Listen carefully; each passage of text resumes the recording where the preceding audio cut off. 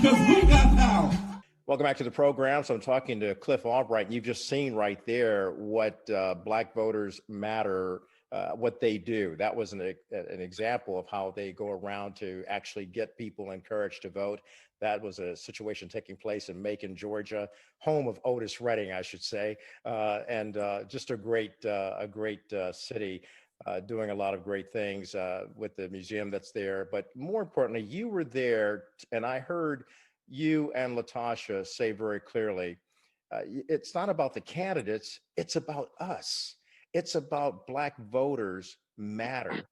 And I found that so refreshing and enriching because, regardless of what side of the aisle wins, and like you said in the earlier segment, we have to keep pressure on whoever is in leadership to make sure that they're paying attention to Black voters and the fact that we do matter. No, you're exactly right. And the It's About Us tag is something that we've had from the very beginning, from our very first shirts and very first campaigns, because it's central to what we do. There's no such thing as a perfect candidate. Even as we're looking at these Senate races that we're going through right now in Georgia, there are some that they have 90% of what we believe in, right? Maybe they speak to 80% of what we believe in.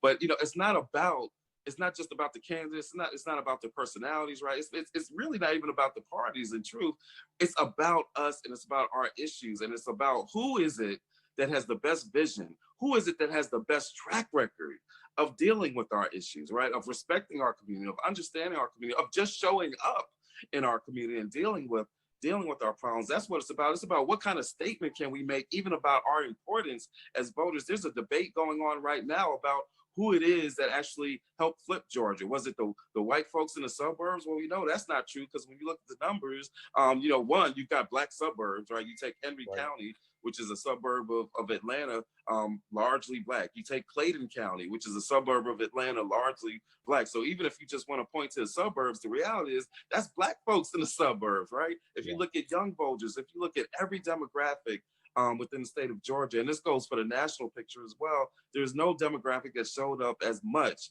for Joe Biden and the Democratic Party as much as Black voters. So, but the question is, are they going to value us as voters, as a voting bloc, and are they going to really deal with our issues after the elections and throughout the rest of the 365 days of the year? So when we say it's about us, we really mean it. It's about our kids, our jobs, our schools, our housing. COVID shows us it is literally about our lives. Police violence shows us it is literally about our lives. So when we center the conversation on us and our issues and not on the candidates, when that's even the voter that says, you know what, I'm not really into that because, they do this, or voting does this, or my vote doesn't really matter. We always say, well, cool, talk to us about what's important to you. Talk to us about what you want to see in your community. When we center the discussion on us, then even the voter or the person, the community member that wasn't really feeling it, once you get into that kind of a dialogue, then they start to get engaged because they see that it is about them. It's not just about the clipboard and a registration form. Or it's not just about trying to convince them that this candidate is the best thing since sliced bread. No, it's about us. It's about our issues and our families and our communities. Cliff, well said. Based on that, what's your message to, well, let me ask you this way. Give me your analysis of what you've seen so far out of the Biden-Harris team, and what would be your message to them as they move forward to try to heal the soul of America and unify this fractured nation? Yeah, I mean, I think part of the message is what they've already been talking about. They're obviously already laser focused on COVID, and coming up with a real relief bill that actually, again, centers us, that centers and deals with the reality that Black communities have been the most impacted.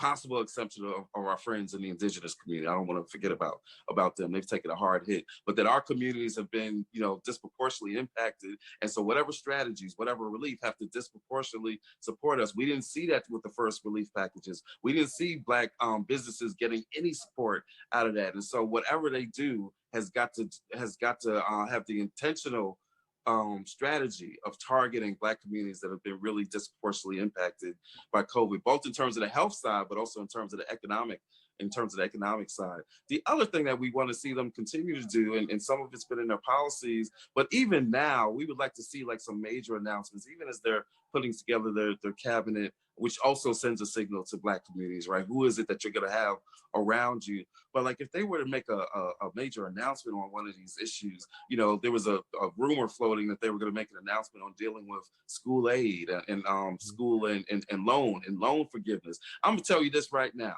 If today they made an announcement about student debt being canceled, but that it depends on a Senate vote to make it happen, I guarantee you, not only would you see us get the same turnout that we had for the general, you will see more turnout.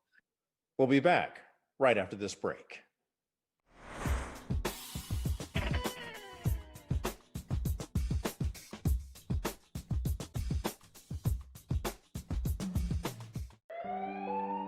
I'm calling in regards about my mother and